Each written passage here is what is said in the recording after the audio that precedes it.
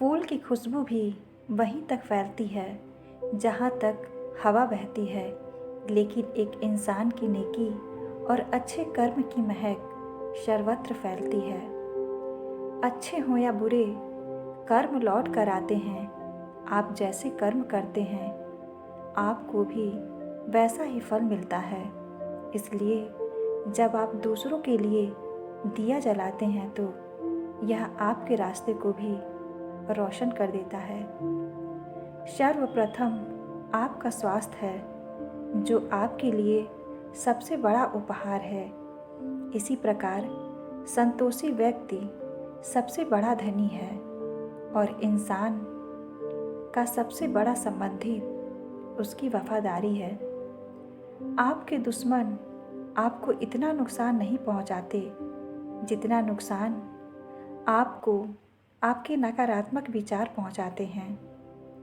नफ़रत से सिर्फ नफ़रत ही फैलती है। नफ़रत को सिर्फ प्रेम से ही समाप्त किया जा सकता है। यही परम सत्य है।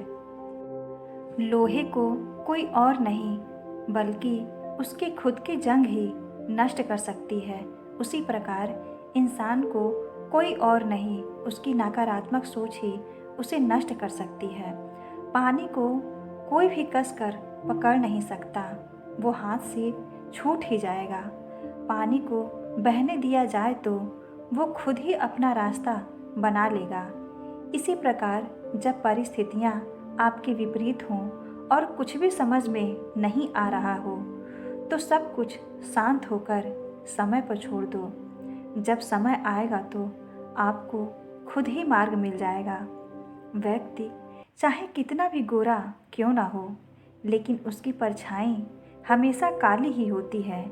इसलिए यह कहना कि मैं श्रेष्ठ हूँ, यह आत्मविश्वास है, लेकिन यह कहना कि मैं ही श्रेष्ठ हूँ, यह अहंकार है। आज हम जो भी हैं, वह सब हमने अब तक जो सोचा है उसका ही परिणाम है। यानी हमारा वर्तमान हमारे विचारों पर आधारित है और हमारे विचारों से बना है। यदि कोई व्यक्ति बुरे विचार के साथ बोलता या कार्य करता है तो दुख उसका पीछा वैसे ही करता है जैसे पहिया गाड़ी खींचने वाले जानवर के खुर का पीछा करता है। और यदि कोई व्यक्ति अच्छे विचार के साथ बोलता या कार्य करता है तो खुशी एक छाया की तरह उसका पीछा करती है। जब किसी संगत में रहकर आपके विचार शुद्ध होने लगे तो समझो कि वो साधारण व्यक्ति नहीं है। यदि आप उस वक्त मुस्कुरा सकते हो जब आप पूरी तरह से टूट चुके हो, तो यकीन मानो आपको कोई नहीं तोड़ सकता। हमें यह जो जीवन मिला है वह बड़े भाग्य की बात है। हमारी मृत्यु हो जाएगी, यह समय की बात है, पर मृत्यु के बाद भी लोगों के दिलों में जीवित रहना, यह हमारे कर्मों की बात है। परमेश्वर किसी का भाग्य नहीं लिखते।